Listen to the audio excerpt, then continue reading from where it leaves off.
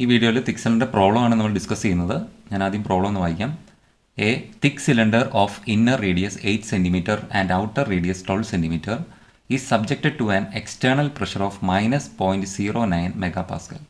Internal pressure is atmospheric. Determine the radial and hoop stress distribution across the thickness. Second, the axial component of stress if the ends are fixed. Third one is maximum shear stress. Assume nu is equal to 0.3. അപ്പോൾ ഇവിടെ ഒരു thick cylinder ആണ് നമുക്ക് തന്നിരിക്കുന്നത്. Thick cylinder problem ആണ് തന്നിരിക്കുന്നത്. Inner റേഡിയസും നമുക്ക് തന്നിട്ടുണ്ട്, ഔട്ടർ റേഡിയസും തന്നിട്ടുണ്ട്, 8 സെൻറ്റിമീറ്ററും 12 സെൻറ്റിമീറ്ററും. ഇനിയും ഈ തിക് സിലിണ്ടർ സബ്ജക്റ്റ് ചെയ്യുന്നത് എന്താണ്? ഒരു എക്സ്റ്റേണൽ പ്രഷറാണ്. അതാണ് ഇവിടെ കാണിച്ചിരിക്കുന്നത്, ഫിഗറിനകത്തിൽ കാണിച്ചിരിക്കുന്നത്. ഒരു എക്സ്റ്റേണൽ പ്രഷറാണ് ഇതിലേക്ക് ആക്ട് ചെയ്യുന്നത്. അതിൻ്റെ വാല്യൂ നമുക്ക് തന്നിട്ടുണ്ട് -0.09 MPa. ഓക്കെ, ഇനിയും നമ്മളോട് പറഞ്ഞിരിക്കുന്നത് internal pressure is atmospheric. Internal pressure എന്ന് പറഞ്ഞു കഴിഞ്ഞാൽ അറ്റ്മോസ്ഫിയറിക് ആണ്. അപ്പം നമുക്ക് ഇവിടുത്തെ പ്രഷർ നമുക്ക് കൺസിഡർ ചെയ്യേണ്ട ആവശ്യം വരുന്നില്ല. ഏത് മാത്രമേ വരുന്നുള്ളൂ? ഔട്ട്സൈഡ് പ്രഷർ മാത്രം നമ്മൾ എന്ത് ചെയ്താൽ മതി? ഈ ഒരു പർട്ടിക്കുലർ കേസിൽ കൺസിഡർ ചെയ്താൽ മതി. ഇനി കണ്ടുപിടിക്കാനായിട്ട് പറഞ്ഞിരിക്കുന്നത് ഫസ്റ്റ് ക്വസ്റ്റ്യൻ എന്താണ്? The radial and hoop stress distribution കണ്ടുപിടിക്കണം. അപ്പോൾ കഴിഞ്ഞ ദിവസം നമ്മൾ പഠിച്ചതാണ് സ്ട്രെസ്സസ് ഇൻ തിക് സിലിണ്ടറിൻ്റെ ഡെറിവേഷൻ പഠിച്ചപ്പോൾ എന്താണ് റേഡിയൽ സ്ട്രെസ് എന്ന് നമുക്കറിയാം. σRR ആണ് റേഡിയൽ സ്ട്രെസ് എന്ന് ഉദ്ദേശിക്കുന്നത്. അതുപോലെ ഹൂപ്പ് സ്ട്രെസ് എന്ന് പറഞ്ഞു കഴിഞ്ഞാൽ നമ്മുടെ ടാൻജൻഷ്യൽ സ്ട്രെസ്സിനെ തന്നെ അല്ലെങ്കിൽ സർക്കംഫറൻഷ്യൽ സ്ട്രെസ്സിനെ തന്നെയാണ് ഹൂപ്പ് സ്ട്രെസ് എന്ന് ഇൻഡിക്കേറ്റ് ചെയ്യുന്നത്. ഓക്കെ, അപ്പോൾ ഹൂപ്പ് സ്ട്രെസ് എന്ന് പറഞ്ഞാൽ എന്താണ്? σθ. ഓക്കെ, അതാണ് ഫസ്റ്റ് കണ്ടുപിടിക്കാൻ പറഞ്ഞിരിക്കുന്നത്. സെക്കൻഡ് ക്വസ്റ്റൻ അത് പറഞ്ഞിരിക്കുന്നത് ആക്സിയൽ കമ്പോണൻറ്റ് ഓഫ് സ്ട്രെസ് അല്ലേ എന്ന് പറഞ്ഞു കഴിഞ്ഞാൽ എന്തായിരിക്കും ഉദ്ദേശിക്കുന്നത്?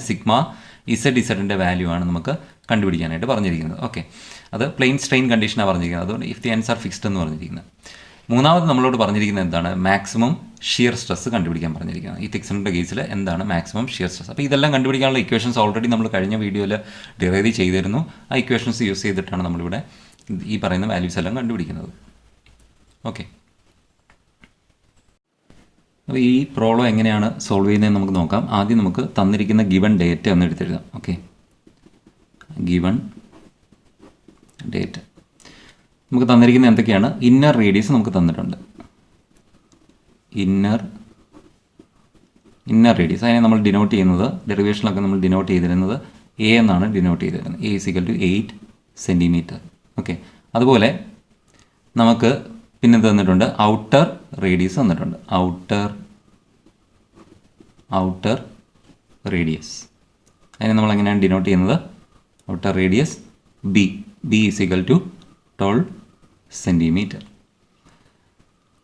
പിന്നെ തന്നിരിക്കുന്നത് എന്താണ്? പ്രഷറാണ് തന്നിരിക്കുന്നത് അല്ലേ? അതെന്ന് പറഞ്ഞാൽ എക്സ്റ്റേണൽ പ്രഷറാണ് നമുക്ക് തന്നിരിക്കുന്നത്. External pressure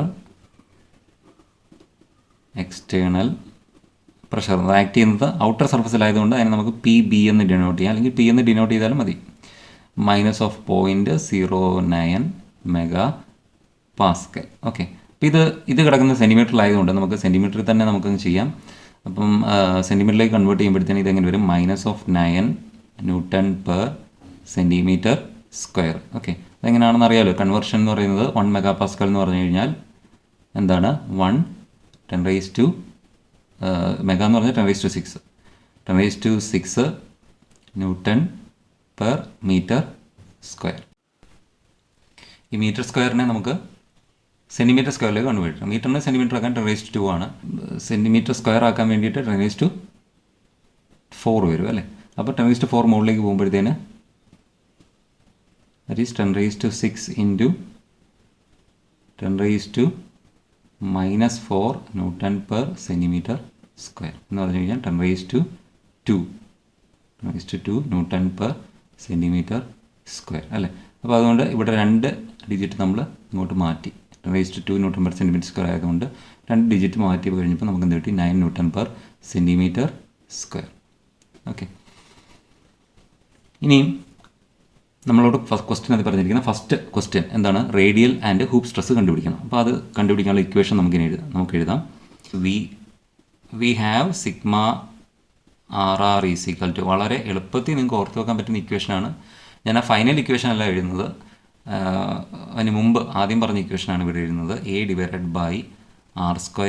+ 2C. ഇത് നിങ്ങൾ ഒരിക്കലും മറക്കത്തില്ല, കാരണം വളരെ എളുപ്പം നിങ്ങൾക്ക് ഓർത്തിരിക്കാം.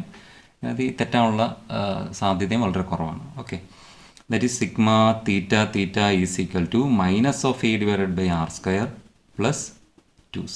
ഇതാണ് റേഡിയൽ സ്ട്രെസ്സും ഹൂപ്പ് സ്ട്രെസ്സും കണ്ടുപിടിക്കാനുള്ള ഇക്വേഷൻസ് എന്ന് പറയുന്നത് അല്ലേ. അപ്പോൾ നമുക്ക് ഇതിനെ ഇക്വേഷൻ 1 എന്നും ഇതിനെ ഇക്വേഷൻ 2 എന്നും നെയിം ചെയ്യാം. ഇനിയാണ് നമ്മുടെ പ്രോബ്ലം സ്റ്റാർട്ട് ചെയ്യുന്നത്. നമ്മൾ ഇക്വേഷൻസ് എഴുതി.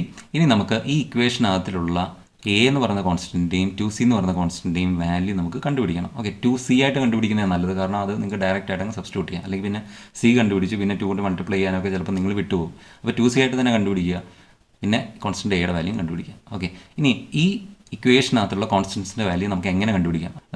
ബൗണ്ടറി കണ്ടീഷൻ എന്താണോ, ഈ തന്നിരിക്കുന്ന പ്രോബ്ലത്തിൻ്റെ ബൗണ്ടറി കണ്ടീഷൻ എന്താണോ, ആ ബൗണ്ടറി കണ്ടീഷൻ നമ്മുടെ ഫസ്റ്റ് ഇക്വേഷനിലേക്ക് കൊണ്ടുവന്ന് സബ്സ്റ്റിറ്റ്യൂട്ട് ചെയ്ത് കൊടുത്തു കഴിയുമ്പം നമുക്ക് എ എന്ന് പറയുന്ന കോൺസ്റ്റൻറ്റിൻ്റെയും 2c എന്ന് പറയുന്ന കോൺസ്റ്റൻറ്റിൻ്റെയും വാല്യൂ നമുക്ക് കിട്ടും.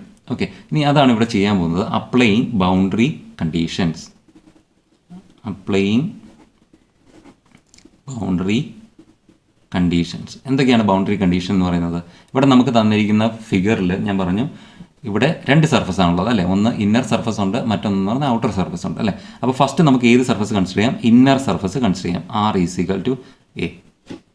ഇനി ആ ഫിഗർ നമുക്കൊന്നുകൂടെ റെഫർ ചെയ്യാം. ആ ഫിഗറിനകത്തിൽ നമുക്ക് തന്നിരിക്കുന്ന പ്രോബ്ലത്തിൽ പ്രഷർ ആക്ട് ചെയ്യുന്ന എവിടെയായിരുന്നു?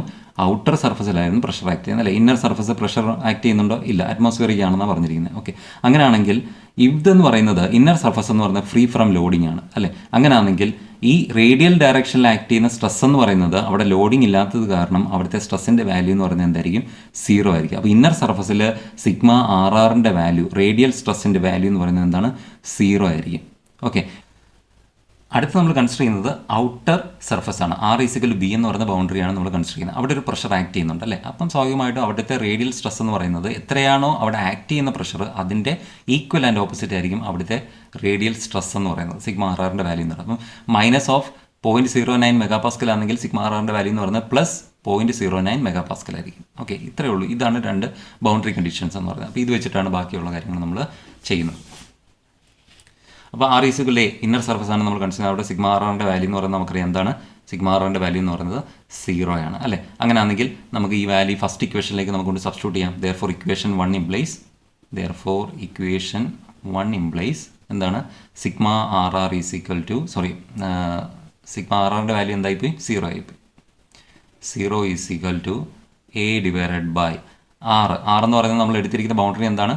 A ആണ് എടുത്തിരിക്കുന്നത്. ആറിൻ്റെ വാല്യൂ എന്ന് പറയുന്നത് A ആണ്. അപ്പം R² പകരം നമുക്ക് എന്ത് കൊടുക്കാം? A² + 2c. അപ്പോൾ നമുക്കൊരു ഇക്വേഷൻ കിട്ടി. ഇനി അതുപോലെ നമുക്ക് മറ്റൊരു ബൗണ്ടറി കണ്ടീഷനോട് കൺസിഡർ ചെയ്യാൻ എന്താണ്? R = B എന്ന് പറഞ്ഞാൽ ഔട്ടർ സർഫസ് നമുക്ക് കൺസിഡർ ചെയ്യാം. ഔട്ടർ സർഫസ് σRR എന്ന് പറയുന്നത് അപ്ലൈ ചെയ്തിരിക്കുന്ന പ്രഷർ എത്രയാണോ അതിൻ്റെ ഈക്വൽ ആൻഡ് ഓപ്പോസിറ്റ് ആയിരിക്കും അല്ലേ. അങ്ങനെയാണെങ്കിൽ -9 Nm² ആണ്. അങ്ങനെയാണെങ്കിൽ σRRൻ്റെ വാല്യൂ എന്ന് പറയുന്നത് എന്തായിരിക്കും? +9 Nm². ആണ്. ഇത് പ്രഷർ ആക്ട് ചെയ്യുന്ന -9 ആണെങ്കിൽ അതിനെ റെസിസ്റ്റ് ചെയ്യുന്ന സ്ട്രെസ് എന്ന് പറയുന്നത് എന്തായിരിക്കും? +9 Nm² ആയിരിക്കും. അങ്ങനെയാണെങ്കിൽ എഗെയിൻ നമുക്ക് ഈ ഒരു വാല്യൂ ഫസ്റ്റ് ഇക്വേഷനിലേക്ക് കൊണ്ട് സബ്സ്റ്റിറ്റ്യൂട്ട് ചെയ്യാം. തിരിഞ്ഞു പോകരുത്, സെക്കൻഡ് ഇക്വേഷനിലല്ല സബ്സ്റ്റിറ്റ്യൂട്ട് ചെയ്യേണ്ടത്, കാരണം σRRൻ്റെ വാല്യൂ ആണ് നമ്മൾ ഈ പറയുന്നത്. σRRൻ്റെ വാല്യൂ എന്ന് പറയുന്നത് ഫസ്റ്റ് ഇക്വേഷൻ ആണ്. അതുകൊണ്ട് വീണ്ടും ഫസ്റ്റ് ഇക്വേഷനിൽ തന്നെ നമുക്ക് ഈ വാല്യൂ സബ്സ്റ്റിറ്റ്യൂട്ട് ചെയ്യാം. അപ്പോൾ നമുക്ക് എങ്ങനെ വരും? 9 σRRൻ്റെ വാല്യൂ 9 ആണ്, A/R² എന്നുള്ളത് ഈ ഒരു പർട്ടിക്കുലർ കേസിൽ നമ്മൾ കൺസിഡർ ചെയ്തിരിക്കുന്ന ഔട്ടർ സർഫസ് ആയത് കാരണം R²ൻ്റെ വാല്യൂ എന്തായിട്ട് മാറി? B² ആയിട്ട് മാറി. B² + 2c. ഓക്കെ, അപ്പം നമുക്ക് 2 ഇക്വേഷൻസ് കിട്ടി അല്ലേ. നമുക്ക് ഇതിനെ നെയിം ചെയ്യാം ഇക്വേഷൻ 3, ഇക്വേഷൻ 4. ഇനി നമുക്ക് ഈ 2 ഇക്വേഷൻസ് കൂടെ സോൾവ് ചെയ്യാം. അപ്പോൾ സോൾവ് ചെയ്യണമെങ്കിൽ സിമിലർ ടേംസ് എലിമിനേറ്റ് ചെയ്യണം. അപ്പോൾ 2cയുടെ വാല്യൂ എലിമിനേറ്റ് ചെയ്യണമെങ്കിൽ അവിടെ എന്ത് ചെയ്യണം? നമ്മൾ സബ്ട്രാക്ട് ചെയ്യണം. അപ്പം മൈനസ് ചെയ്യുമ്പോഴത്തേന് ഇവിടെ എന്ത് വരും? 0 - 9 -9 = A/A² - A/B². ഓക്കെ, ഇതിൽ നിന്ന് നമുക്ക് ഏത് കോമൺ എടുക്കാം? A നമുക്ക് കോമൺ എടുക്കാം. ദാറ്റ് ഈസ് 9 = A നമ്മൾ ഔട്ട് സൈഡ് എടുത്തു. ബാക്കി LCM എടുക്കുമ്പോഴത്തേന് B² - A²,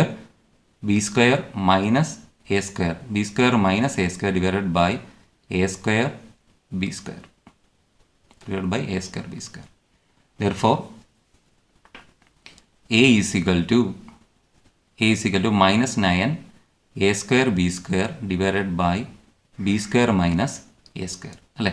ഇനി എയും ബി എന്നൊക്കെ പറഞ്ഞാൽ എന്താണ്? ഇന്നർ റേഡിയസും ഔട്ടർ റേഡിയസും ഒക്കെയാണ് അല്ലേ. അപ്പോൾ അതിൻ്റെ വാല്യൂ ഓൾറെഡി നമുക്ക് ക്വസ്റ്റനായിട്ട് തന്നിട്ടുണ്ട്. 8ഉം 12ഉം നമുക്ക് തന്നിട്ടുണ്ട്. ആ വാല്യൂ നമുക്ക് ഇതിലേക്ക് കൊണ്ട് സബ്സ്റ്റിറ്റ്യൂട്ട് ചെയ്യാം. അപ്പോൾ എയുടെ വാല്യൂ നമുക്ക് substitute ചെയ്യുമ്പോഴത്തേന് that is A = -9 × A എന്ന് പറഞ്ഞു കഴിഞ്ഞാൽ 8 ആണ്. 8² × B എന്ന് പറഞ്ഞു കഴിഞ്ഞാൽ 12 ആണ്. 12² B² - A². B² എന്ന് പറഞ്ഞു കഴിഞ്ഞാൽ 12² - 8². ഇത് നമ്മൾ സോൾവ് ചെയ്യുമ്പോഴത്തേനും നമുക്ക് എക്ക് കിട്ടുന്ന വാല്യൂ എന്ന് പറയുന്നത് -1.36.8 അതാണ് നമുക്ക് കോൺസ്റ്റൻറ്റ് എ എന്ന് പറയുന്ന കോൺസ്റ്റൻറ്റ് കിട്ടുന്ന വാല്യൂ. അങ്ങനെയാണെങ്കിൽ നമുക്ക് ഈ എയുടെ വാല്യൂ ഈ പറയുന്ന ഏതെങ്കിലും ഇക്വേഷൻ അതിൽ മൂന്നാമത്തെ ഇക്വേഷനോ അല്ലെങ്കിൽ നാലാമത്തെ ഇക്വേഷനോ കൊണ്ട് സബ്സ്റ്റിറ്റ്യൂട്ട് ചെയ്ത് കഴിയുമ്പോൾ നമുക്ക് ഏതിൻ്റെ വാല്യൂ കിട്ടും? 2cയുടെ വാല്യൂ കിട്ടും. ഓക്കെ, അപ്പം ഞാൻ കണ്ടിന്യൂഷൻ ഇങ്ങോട്ട് എഴുതുവാണ്. That is therefore equation 1 implies 0 is equal to equation 1 അല്ല equation 3. equation 3 implies 0 is equal to എയുടെ വാല്യൂ നമുക്കിപ്പോൾ കിട്ടി -1036.8 okay divided by A square എന്ന് പറയുന്നത് എന്താണ്? എൻ്റെ വാല്യൂ അല്ലെങ്കിൽ എ സ്ക്വയർ ആയിട്ട് തന്നെ എഴുതാം. അടുത്ത സ്റ്റെപ്പിൽ നമുക്ക് വാല്യൂ സബ്സ്റ്റിറ്റ്യൂട്ട് ചെയ്യാം. A square plus 2c. Okay, therefore 2c is equal to right സൈഡിലേക്ക് പോയി. അപ്പോൾ എന്തായിട്ട് മാറി? പോസിറ്റീവായിട്ട് മാറി അല്ലേ. 1036.8 ഡിവൈഡഡ് ബൈ എയുടെ വാല്യൂ 8 ആണെന്നറിയാം, 8 സ്ക്വയർ. ഓക്കെ, അപ്പോൾ 2cയുടെ വാല്യൂ നമുക്കിത് സബ്സ്റ്റിറ്റ്യൂട്ട് ചെയ്യുമ്പോൾ കിട്ടുന്നത് 16.2. അപ്പോൾ ഈ എയുടെ വാല്യൂ നമുക്ക് കിട്ടി, 2cയുടെ വാല്യൂ നമുക്ക് കിട്ടി. ഓക്കെ, അങ്ങനെയാണെങ്കിൽ എയുടെ വാല്യൂ 2cയുടെ വാല്യൂ നമുക്ക് എന്ത് ചെയ്യാം? നമ്മുടെ ആദ്യത്തെ രണ്ട് ഇക്വേഷനിലേക്ക് കൊണ്ട് സബ്സ്റ്റിറ്റ്യൂട്ട് ചെയ്യുമ്പോൾ കറസ്പോണ്ടിങ് ആയിട്ടുള്ള സിഗ്മ RRൻ്റെ വാല്യൂയും സിഗ്മ തീറ്റയുടെ വാല്യൂ നമുക്ക് കിട്ടും. Okay, that is therefore equation 1 implies sigma RR is equal to equation നമുക്കറിയാം a/r² plus 2c ആണ്. എയുടെ വാല്യൂ നമുക്ക് കിട്ടിയിരിക്കുന്നത് എന്താണ്? -1036.8 ഡിവൈഡഡ് ബൈ r² പ്ലസ് 2cയുടെ വാല്യൂ നമുക്ക് കിട്ടിയിരിക്കുന്നത് 16.9 ആണ്. ഓക്കെ, അപ്പോൾ ഇതിനെ നമുക്ക് ഇക്വേഷൻ നമ്പർ 5 എന്ന് നെയിം ചെയ്യാം. അപ്പോൾ സിഗ്മ RRൻ്റെ വാല്യൂ നമുക്ക് കിട്ടി. ഓക്കെ, ഇനിയും ഇവിടെ നിങ്ങൾ നോക്കിയേ, ഇതൊരു ഡെഫിനറ്റ് ഒരു വാല്യൂ അല്ല നമുക്ക് കിട്ടിയിരിക്കുന്നത്. ഇതിനകത്ത് എന്തുണ്ട്? ഒരു വേരിയബിൾ ഉണ്ട് അല്ലേ. അപ്പം ആ വേരിയബിളിൻ്റെ വാല്യൂ ചേഞ്ച് ചെയ്യുന്നതനുസരിച്ച് സിഗ്മ RRൻ്റെ വാല്യൂവിന് എന്ത് ചെയ്യും? വ്യത്യാസം വരും, വേരിയേഷൻ ഉണ്ടാവും അല്ലേ. അപ്പം നമ്മുടെ ഇവിടുത്തെ രണ്ട് ബൗണ്ടറീസ് എന്ന് പറയുന്നത്, അപ്പം first at r is equal to a inner സർഫസിൽ. അപ്പം r is equal to A എന്ന് പറയുന്നത് ഇന്നർ സർഫസിലാണ്. ഇന്നർ സർഫസിൽ എന്താണ് സിഗ്മ RRൻ്റെ value? That is sigma RR is equal to -1036.8 divided by r² ആണ് അല്ലേ. r² എന്ന് പറയുന്നത് ഈ ഒരു പർട്ടിക്കുലർ കേസിൽ നമ്മൾ കൺസിഡർ ചെയ്തിരിക്കുന്ന ഇന്നർ സർഫസ് ആണ്. അതുകൊണ്ട് എന്തായിട്ട് മാറി? a² ആയിട്ട് മാറി. Plus 16.9 okay is equal to -1036.8 divided by 8² യുടെ വാല്യൂ എന്ന് പറയുന്നത് 8² ആണ് പ്ലസ് 16.9. അപ്പോൾ ഇത് നമുക്ക് സോൾവ് ചെയ്യുമ്പോഴത്തേക്കും നമുക്ക് കിട്ടുന്ന വാല്യൂ എന്ന് പറയുന്നത് 0 Nm/cm. ഇത് ഡിവൈഡ് ചെയ്യുമ്പോൾ നിങ്ങൾക്ക് കിട്ടുന്നത് -16.9 കിട്ടും. അത് രണ്ടും കൂടെ ആഡ് ചെയ്യുമ്പോഴത്തേന് 0 Nm/cm² എന്നായിരിക്കും കിട്ടുന്ന വാല്യൂ അല്ലേ. അപ്പം നിങ്ങൾക്ക് ഇതൊന്ന് വാലിഡേറ്റ് ചെയ്യാനും പറ്റും. കാരണം എന്താ? അറ്റ് r ഈസ് ഈക്വൽ എയിലും നമുക്ക് ഓൾറെഡി ഞാൻ പറഞ്ഞത് എന്താണ്? അത് ഫ്രീ ഫ്രം ലോഡിംഗ് ആണ് അല്ലേ. അവിടെ ലോഡിങ് പ്രഷർ ആക്ട് ചെയ്യുന്നില്ല. അപ്പോൾ സ്വാഭാവികമായിട്ട് നമുക്ക് സിഗ്മ RRൻ്റെ വാല്യൂ കിട്ടേണ്ടത് എന്ത് തന്നെയാണ്? 0 Nm/cm² ആണ്. അപ്പോൾ നമുക്ക് വാലിഡേറ്റ് ചെയ്യാൻ പറ്റും. നമ്മൾ ചെയ്തിരിക്കുന്ന അല്ലെങ്കിൽ നമ്മൾ കണ്ടുപിടിച്ചിരിക്കുന്ന കോൺസ്റ്റൻ്റ് വാല്യൂസ് എന്താണെന്ന് മനസ്സിലായി, കറക്റ്റ് ആണെന്ന് മനസ്സിലായാലും. ഓക്കെ, അപ്പോൾ നിങ്ങൾക്ക് ആൻസർ വെരിഫൈ ചെയ്യാനൂടെ ഇത് സിഗ്മ RRൻ്റെ വാല്യൂ കണ്ടുപിടിക്കുന്നത് കൊണ്ട് നിങ്ങൾക്ക് സാധിക്കും. ഓക്കെ, അടുത്തത് നമ്മൾ കൺസിഡർ ചെയ്യാൻ പോകുന്നത് at r is equal to b. r is equal ബിയിൽ സിഗ്മ RRൻ്റെ വാല്യൂ എന്തുവാണ്? Sigma RR is equal to -1036.8 divided by ഈ പർട്ടിക്കുലർ കേസിൽ r² ആണ്. ഇവിടെ ഇത് വരുമ്പോഴത്തെ ആറിൻ്റെ വാല്യൂ എന്ന് പറയുന്നത് ഔട്ടർ സർഫസ് ആണ് നമ്മൾ കൺസിഡർ ചെയ്യുന്നത്. ഔട്ടർ സർഫസ് കൺസിഡർ ചെയ്യുമ്പോൾ അവിടുത്തെ വാല്യൂ എന്ന് പറയുന്നത് എന്തായിട്ട് മാറും? b² ആയിട്ട് മാറും. പ്ലസ് 16.9 അല്ലേ is equal to -1036.8 divided by ബിയുടെ വാല്യൂ നമുക്കറിയാം എത്രയാണ്? 12 പ്ലസ് 16.9 ഈസ് ഈക്വൽ ടു ഇത് നമുക്ക് സോൾവ് ചെയ്യുമ്പം നമുക്ക് കിട്ടുന്ന വാല്യൂ എന്ന് പറയുന്നത് 9 Nm/cm² അല്ലേ. അപ്പോൾ നിങ്ങൾ നോക്കിയേ, നമുക്ക് സിഗ്മ RRൻ്റെ വാല്യൂ എത്ര തന്നെയായിരുന്നു കിട്ടേണ്ടത്? 9 Nm/cm. നമ്മൾ ബൗണ്ടറി കണ്ടീഷൻ ഓൾറെഡി എടുത്തതാണ് അല്ലേ. അപ്പോൾ സിഗ്മ RRൻ്റെ വാല്യൂ എത്ര തന്നെ കിട്ടി? 9 Nm/cm² നമുക്ക് കിട്ടി. കാരണം എക്സ്റ്റേണൽ സർഫസിൽ അപ്ലൈ ചെയ്തിരിക്കുന്ന പ്രഷറിൻ്റെ വാല്യൂ എന്ന് പറയുന്നത് -9 Nm/cm² ആണ്. അപ്പോൾ സ്വാഭാവികമായിട്ടും അതിനെ ഒപ്പോസ് ചെയ്യുന്ന സ്ട്രെസ്സിൻ്റെ വാല്യൂ എന്ന് പറയുന്നത് +9 Nm/cm² ആയിരിക്കണം. ഓക്കെ, അപ്പോൾ സിഗ്മ RRൻ്റെ സ്ട്രെസ്സിൻ്റെ ഡിസ്ട്രിബ്യൂഷൻ നമുക്ക് കിട്ടി. ഇനി ഇതുപോലെ നമ്മൾ എന്തിൻ്റെയും കൂടെ കണ്ടുപിടിക്കണം? ഹൂപ്പ് സ്ട്രെസ്സിൻ്റെ അല്ലെങ്കിൽ സർക്കംഫറൻഷ്യൽ സ്ട്രെസ്സിൻ്റെയും കൂടെ നമ്മൾ കണ്ടുപിടിക്കണം. അപ്പോൾ നമുക്ക് രണ്ടാമത്തെ ഇക്വേഷനിലേക്ക് നമുക്ക് കിട്ടിയിരിക്കുന്ന കോൺസ്റ്റൻ്റ് ആയ എയുടെയും 2cയുടെയും വാല്യൂ നമുക്ക് സബ്സ്റ്റിറ്റ്യൂട്ട് ചെയ്യാം. therefore equation 2 implies sigma θ is equal to നമുക്കറിയാം minus of A divided by R square plus 2c ആണ് അല്ലേ. അപ്പോൾ മൈനസ് ഓഫ് എയുടെ വാല്യൂ എന്ന് പറയുന്നത് എന്താണ്, മൈനസ് ഓഫ് 1036.8. അപ്പോൾ മൈനസും മൈനസും കൂടെ ചേർന്നിട്ട് അതെന്തായിട്ട് മാറും, പ്ലസ് ആയിട്ട് മാറും. അപ്പം plus 1036.8 divided by R square plus 16.9, equation number 6. ഇനി നമുക്ക് സിഗ്മ തീറ്റ തീറ്റ എങ്ങനെയാണ് ഈ പറയുന്ന ഇന്നർ സർഫസിലും ഔട്ടർ സർഫസിലും വേരി ചെയ്യുന്നതെന്ന് നമുക്ക് നോക്കാം അല്ലേ. നമ്മൾ ആ സ്ട്രെസ് ഡിസ്ട്രിബ്യൂഷൻ്റെ ആ ഒരു ടോപ്പിക്ക് ഞാൻ പഠിപ്പിച്ചപ്പോൾ ഞാൻ പറഞ്ഞിരുന്നു, എപ്പോഴും ഇന്നർ സർഫസ്, അതായത് ലോഡിങ് അപ്ലൈ ചെയ്യുന്നത് ഇൻറ്റേർണലി ആണെങ്കിലും ലോഡിങ് അപ്ലൈ ചെയ്യുന്നത് എക്സ്റ്റേണലി ആണെങ്കിലും എപ്പോഴും സിഗ്മ തീറ്റ തീറ്റയുടെ വാല്യൂ മാക്സിമം ആകുന്നത് ഇന്നർ സർഫസിലായിരിക്കും. ഔട്ടർ സർഫസിൽ നോൺ സീറോ വാല്യൂ ആയിരിക്കും, പക്ഷേ ആ കിട്ടുന്ന വാല്യൂ എന്ന് പറയുന്നത് ഒരു മിനിമം വാല്യൂ ആയിരിക്കും. കണ്ടിന്യൂസ്ലി ഇന്നർ സർഫസിലെ മാക്സിമം വാല്യൂവിൽ നിന്ന് കുറഞ്ഞ് ഔട്ടർ സർഫസ് എത്തുമ്പോൾ അതെന്തായിട്ട് മാറും, ഒരു മിനിമം വാല്യൂ ആയിട്ട് മാറും. ഓക്കെ, അങ്ങനെയാണെങ്കിൽ ഇവിടെയും നമ്മൾ നേരത്തെ പറഞ്ഞ പോലെ സിഗ്മ ആറിൻ്റെ കേസിൽ കൺസിഡർ ചെയ്ത പോലെ തന്നെ രണ്ട് കണ്ടീഷൻസ് നമുക്ക് കൺസിഡർ ചെയ്യാം. At R is equal to A, R is equal എയിൽ സിഗ്മ തീറ്റ തീറ്റ എന്ന് പറയുന്നത് അതിൻ്റെ വാല്യൂ നമുക്ക് എങ്ങനെ എഴുതാം, is equal to 1036.8 divided by R square എന്നുള്ളത് എ സ്ക്വയർ എഴുതാം, plus 16.9 is equal to 1036.8 divided by 8 square plus 16.9. അപ്പം ഇത് സോൾവ് ചെയ്യുമ്പം നമുക്ക് കിട്ടുന്ന വാല്യൂ എന്ന് പറയുന്നത് 32.4 newton per centimetre square. Okay, ഇനി അതുപോലെ at R is equal to B നമുക്ക് കൺസിഡർ ചെയ്യാം. That is sigma theta theta is equal to 1036.8 divided by R square എന്നുള്ളത് ബി സ്ക്വയർ ആണ്, B square plus 16.9 is equal to 1036.8 divided by 12 square plus 16.9. ഇത് solve ചെയ്യുമ്പോൾ നമുക്ക് കിട്ടുന്ന വാല്യൂ എന്ന് പറയുന്നത് 23.4 ന്യൂട്ടൺ പെർ സെൻറ്റിമീറ്റർ സ്ക്വയർ. നിങ്ങൾ നോക്കി, ഇന്നർ സർഫസിൽ സിഗ്മ തീറ്റ തീറ്റയ്ക്ക് എന്ത് കിട്ടി, മാക്സിമം വാല്യൂ കിട്ടി. ഔട്ടർ സർഫസിൽ നിന്ന് സിഗ്മ തീറ്റ തീറ്റയുടെ വാല്യൂ എന്ത് ചെയ്തു, കുറഞ്ഞ് അത് എത്ര 23.4 ന്യൂട്ടൺ പെർ സെൻറ്റിമീറ്റർ സ്ക്വയർ ആയി. പക്ഷേ പ്രഷർ ആക്ട് ചെയ്ത് എവിടെയാണ്, ഔട്ടർ സർഫസിലാണ് പ്രഷർ ആക്ട് ചെയ്യുക. പക്ഷേ സിഗ്മ തീറ്റ തീറ്റയുടെ വാല്യൂ എന്ന് പറയുന്നത് മാക്സിമം ആവുന്ന എവിടെയാണ്, ഇന്നർ സർഫസിലാണ്. ഓക്കെ, ഇനി മറ്റൊരു കാര്യം കൂടെ പറയാം, ഇതാ ഇനിയുള്ള പ്രോബ്ലം ചെയ്യുമ്പോൾ നമുക്കത് ഉപകാരപ്പെടും. നമ്മൾ ഈ 4 പോയിന്റിലെയും ഈ സ്ട്രെസ്സിന് കമ്പയർ ചെയ്യുവാണെങ്കിൽ എന്ന് പറഞ്ഞാൽ സിഗ്മ ആറിൻ്റെ വാല്യൂ അറ്റ് ആർ ഇസിക്കൽ എയിലും ആർ ഇസിക്കൽ ബിയിലും, അതുപോലെ സിഗ്മ തീറ്റ തീറ്റയുടെ വാല്യൂ അറ്റ് ആർ ഇസിക്കൽ എയിലും ആർ ഇസിക്കൽ ബിയിലും നമ്മൾ കൺസിഡർ ചെയ്യുകയാണെങ്കിൽ ഏറ്റവും മാക്സിമം വാല്യൂ വരുന്നത് എവിടെയാണ്, sigma theta theta at R is equal to എയിലാണ് മാക്സിമം വാല്യൂ വരുന്നത്. അപ്പം ഒരു തിക് സിലിണ്ടറിൻ്റെ അലോബിൾ സ്ട്രെസ് എന്ന് പറഞ്ഞു കഴിഞ്ഞാൽ എപ്പോഴും ഉദ്ദേശിക്കുന്നത് എന്തായിരിക്കും, കാരണം അലോബിൾ സ്ട്രെസ് എന്ന് പറഞ്ഞു കഴിഞ്ഞാൽ വിത്തിൻ എലാസ്റ്റിക് ലിമിറ്റിൽ ഒരു മെറ്റീരിയലിന് വിത്ത്സ്റ്റാൻഡ് ചെയ്യാൻ പറ്റുന്ന മാക്സിമം സ്ട്രെസ്സാണ് അല്ലേ. അങ്ങനെയാണെങ്കിൽ നമുക്കറിയാം മാക്സിമം എപ്പോഴും സ്ട്രെസ്സ് എവിടെയാണ് വരുന്നത്, sigma theta theta at R is equal എയിലാണ്. അപ്പം അലോബിൾ സ്ട്രെസ് എന്ന് പറഞ്ഞ ക്വസ്റ്റിനകത്ത് നിങ്ങൾക്ക് ഒരു വാല്യൂ തന്നിട്ടുണ്ടെങ്കിൽ അത് ഇൻഡിക്കേറ്റ് ചെയ്യുന്നത് ഏതിൻ്റെ വാല്യൂ ആയിരിക്കും, sigma theta theta at R is equal to A എന്ന് പറയുന്ന ബൗണ്ടറി കണ്ടീഷനിലുള്ള വാല്യൂ ആണ് നിങ്ങൾക്ക് അലോബിൾ സ്ട്രെസ് എന്ന് പറഞ്ഞ് തരുന്നത്. ഓക്കെ, അത് ഈ പ്രോബ്ലത്തിൽ നിങ്ങൾക്ക് ആവശ്യമില്ല, പക്ഷേ മറ്റ് പ്രോബ്ലം ചെയ്യുമ്പോൾ നിങ്ങൾക്ക് അത് ആവശ്യമായിട്ട് വരും. അതുകൊണ്ടാണ് ഞാനിവിടെ അത് ഒന്ന് പറഞ്ഞത്. ഓക്കെ, ഇനി നമുക്കിപ്പോൾ കിട്ടിയിരിക്കുന്ന ഈ വാല്യൂസിനെ നമുക്കൊന്ന് പ്ലോട്ട് ചെയ്യാം.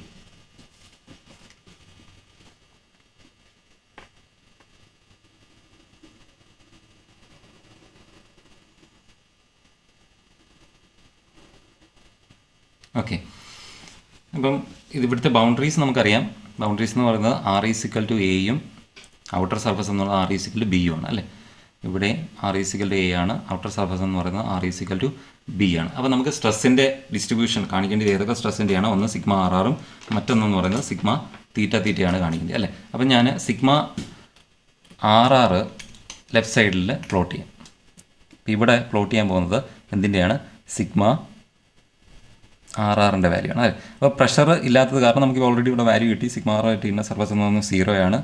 ഔട്ടർ സർഫസ് എത്തുമ്പോൾ സിഗ്മ ആറിൻ്റെ value +9 newton per centimetre square ആണ്. ഓക്കെ, അപ്പോൾ ഇതെന്ത് ചെയ്യുവാണ്, കണ്ടിന്യൂസ്ലി എന്ത് ചെയ്തുകൊണ്ടിരിക്കുകയാണ്, ഇൻക്രീസ് ചെയ്തുകൊണ്ടിരിക്കുകയാണ് അല്ലേ. ആർ ഇസിക്കൽ എയിൽ 0 ആയിരുന്നു, അവിടെ നിന്ന് ഇൻക്രീസ് ചെയ്ത് ആർ ഇസിക്കൽ ബിയിൽ എത്തിയപ്പോൾ സിഗ്മ ആർ ആറിൻ്റെ വാല്യൂ എന്ത് ചെയ്തുകൊണ്ടിരിക്കുകയാണ്, ഓരോ റേഡിയൽ വാല്യൂ ഇൻക്രീസ് ചെയ്യുന്നതനുസരിച്ച് ഇൻക്രീസ് ചെയ്ത് അതെന്തായി, ആർ ഇസിക്കൽ ബി എത്തിയപ്പോൾ സിഗ്മ ആർ ആറിൻ്റെ വാല്യൂ എന്തായി, maximum which is equal to the applied pressure. Applied pressure എന്ന് പറഞ്ഞാൽ എത്രയാണ്, 9 newton per centimetre square.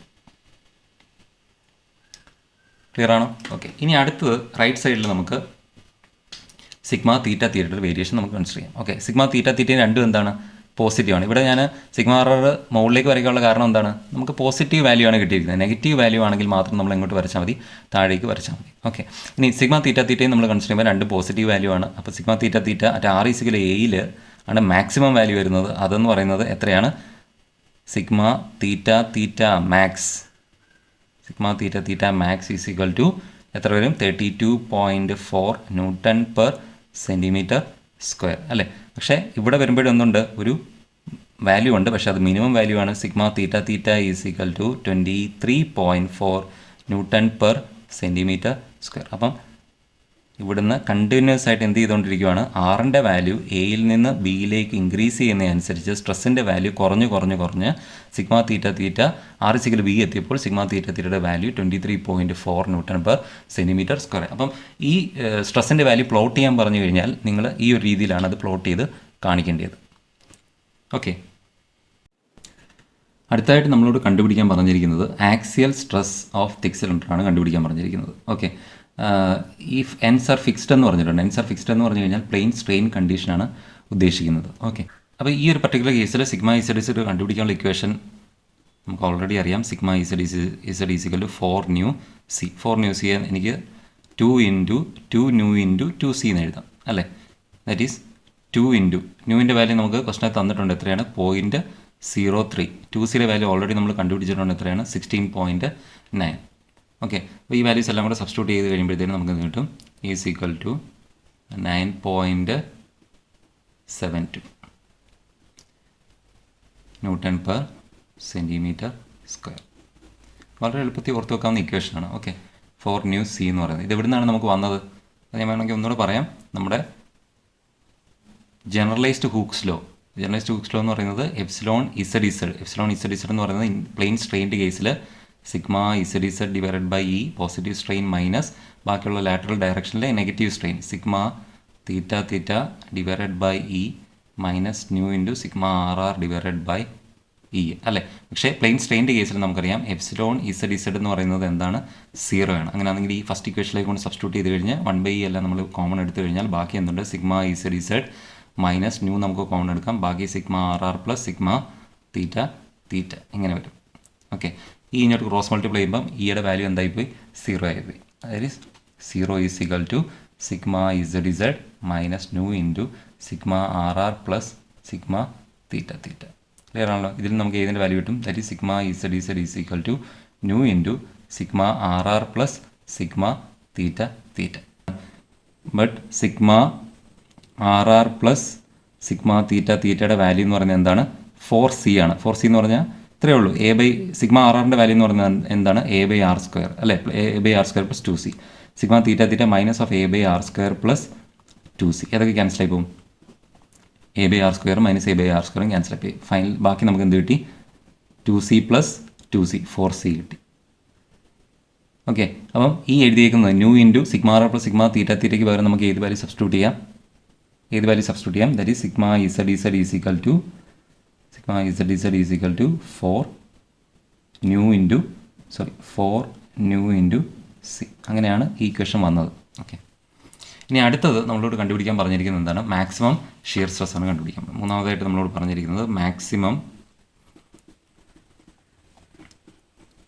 Maximum shear stress അല്ലേ?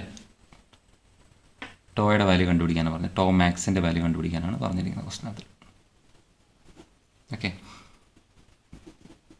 ടോ മാക്സ് കണ്ടുപിടിക്കാനുള്ള ഇക്വേഷൻ നമുക്കറിയാം. Minus of A divided by R square is equal to minus of എയുടെ value എന്ന് പറയുന്നത് minus 1036.8 ആണ്. അത് മൈനസ് ഓഫ് മൈനസ് എന്തായിട്ട് മാറും? പ്ലസ് ആയിട്ട് മാറും. അപ്പം 1036.8 ഡിവൈഡഡ് ബൈ ആർ സ്ക്വയർ അല്ലേ? ഇനിയും നേരത്തെ പറഞ്ഞ പോലെ നമുക്ക് ബൗണ്ടറീസ് നമുക്ക് കൺസിഡർ ചെയ്യാം. ബൗണ്ടറീസ് എന്ന് പറയുന്നത് അറ്റ് ആർ ഈസിക്കൽ ടു എയിൽ ടോ മാക്സ് എന്ന് പറയുന്നത്